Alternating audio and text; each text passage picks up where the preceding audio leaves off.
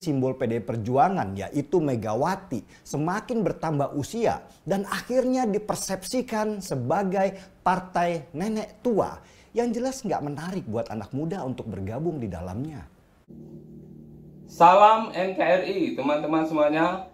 Denny Siregar mulai berani mengkritik PDI Perjuangan dan menyentil Megawati.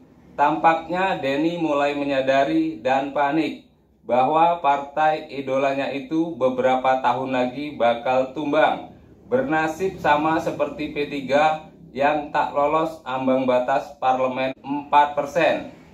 Dia mengkritik soal tak adanya regenerasi sehingga PDIP dipersepsikan sebagai partai nenek tua. Ini bisa dibuktikan dari banyaknya politisi tua yang masih bercokol dan memegang jabatan strategis di PDIP, sehingga ini menyebabkan banyak anak muda yang tidak tertarik untuk bergabung. Denny juga membandingkan PDIP dengan Partai Golkar yang saat ini sangat diminati oleh para anak muda. PDI Perjuangan dulu dikenal sebagai partai yang militan. Partai anak muda dengan semangat yang kuat untuk bertarung di dunia politik dengan simbol Megawati sebagai bentuk perlawanan. Tetapi semakin ke sini, PDI Perjuangan semakin terlihat tua, gemuk, dan lamban. Apalagi simbol PDI Perjuangan yaitu Megawati semakin bertambah usia dan akhirnya dipersepsikan sebagai partai nenek tua yang jelas nggak menarik buat anak muda untuk bergabung di dalamnya.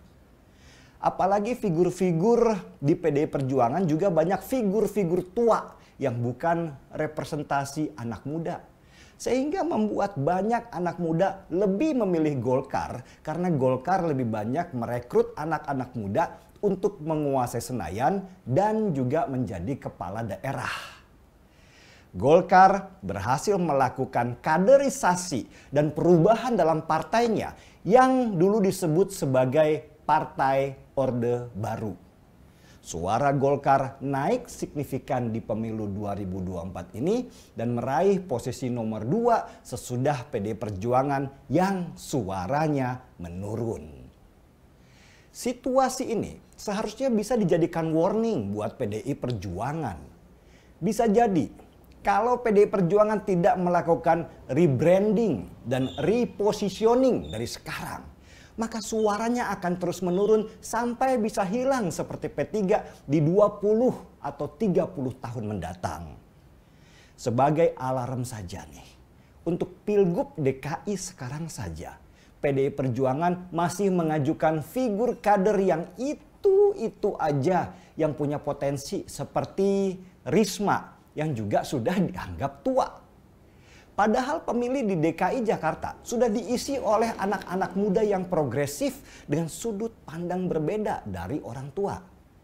Kenapa PDI Perjuangan gak berani mencalonkan darah segar seperti Once Michael misalnya sebagai calon gubernur? Penyanyi yang berhasil menumbangkan nama-nama besar seperti Masinton, Enrico, dan lain-lain di pemilu 2024 kemarin. Butuh keberanian yang luar biasa buat partai sekelas PDI Perjuangan untuk mencetak kader-kader baru dan berkelas di pentas politik daerah dan nasional. Jangan sampai para politisi tua keenakan duduk dan gak mau berganti sehingga nama partai semakin lama semakin merosot dan pada akhirnya mati. Seperti kata pepatah, tidak ada yang abadi kecuali perubahan itu sendiri. Menyambung dari kritikan Denny Siregar tadi, selama Megawati masih merasa nyaman menjadi ketua umum, maka dia tak akan pernah mau mengundurkan diri untuk digantikan dengan yang lain. Sudah terbukti ketika Guntur Soekarno Putra mengusulkan Jokowi untuk menggantikannya. Tetapi Megawati menolaknya mentah-mentah dengan mengatakan tak mungkin orang lain tiba-tiba menjadi ketua umum. Lalu siapa yang mau milih? Wow, Jokowi dikatakan sebagai orang lain. Sampai segitunya coba. Padahal Jokowi adalah kader terbaik dan penyelamat PDIP dari keterpurukan di tahun 2014. Jokowi terpilih sebagai presiden. Nah, bagaimana menurut teman-teman semuanya? Terima kasih sudah menonton. Salam NKRI.